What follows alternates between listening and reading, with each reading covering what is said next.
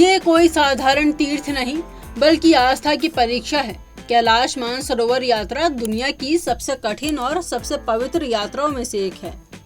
हर साल हजारों श्रद्धालु अपनी शिव भक्ति और आत्मबल के साथ इस कठिन यात्रा पर निकलते हैं। चलिए जानते हैं कि क्या खास है इस यात्रा में, कितनी दूरी तय करनी होती है और क्यों कहा जाता है कि यह यात्रा सिर्फ शरीर नहीं बल्कि आत्मा को भी बदल देती है।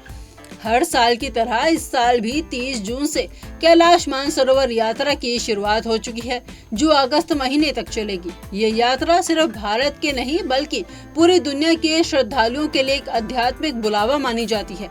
कैलाश पर्वत, जिसे भगवान शिव का निवास स्थान कहा जाता है, और मानसरोवर झील, जिसे पवित्रता और मोक्ष का प्रतीक माना जाता है।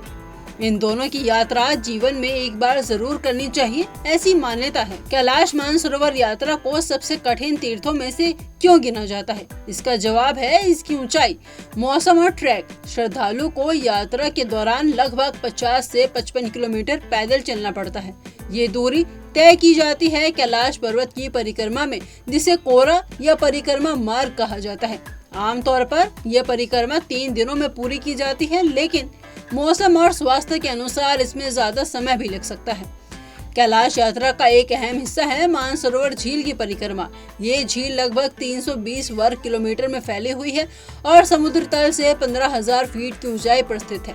कहा जाता है कि मानसरोवर में स्नान करने और उसका जल पीने से मनुष्य के पाप कट जाते हैं और उसे मोक्ष की प्राप्ति होती है। इस झील की परिक्रमा भी पैदल या वाहन से की जाती है और इसमें श्रद्धालु भगवान शिव का ध्यान करते हुए शांत चित्त होकर आगे बढ़ते हैं। कैलाश मानसरोवर यात्रा के 2 प्रमुख मार्ग हैं। पहला है लिपुलेख दर्रा, जो उत्तराखंड के पित्तौरगढ़ जिले से होकर गुजरता है, और दूसरा है नाथुला दर्रा, जो सिक्किम से होकर तिब्बत में प्रवेश करता है।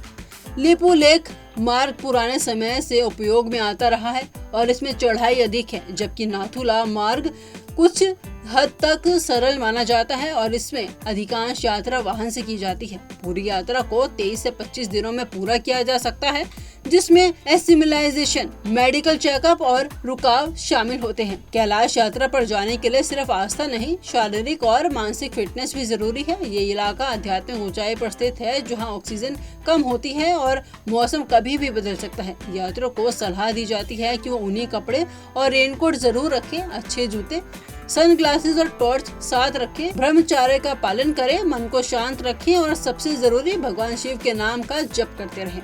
कैलाश मानसरोवर यात्रा सिर्फ हिंदू धर्म में नहीं बल्कि बौद्ध, जैन और सिख धर्मों में भी अत्यंत पवित्र मानी जाती है। बौद्ध धर्म में कैलाश को कांग रिपोंछी कहा जाता है और यह भगवान बुद्ध का प्रतीक माना जाता है। सिख धर्म के कुछ ग्रंथों में भी कैलाश पर्वत का उल्लेख मिलता है। ये स्थान भले ही भारत में ना होकर तिब्बत यानी चीन में है, लेकिन भारतीय आस्था से इसका संबंध हजारों साल पुराना है।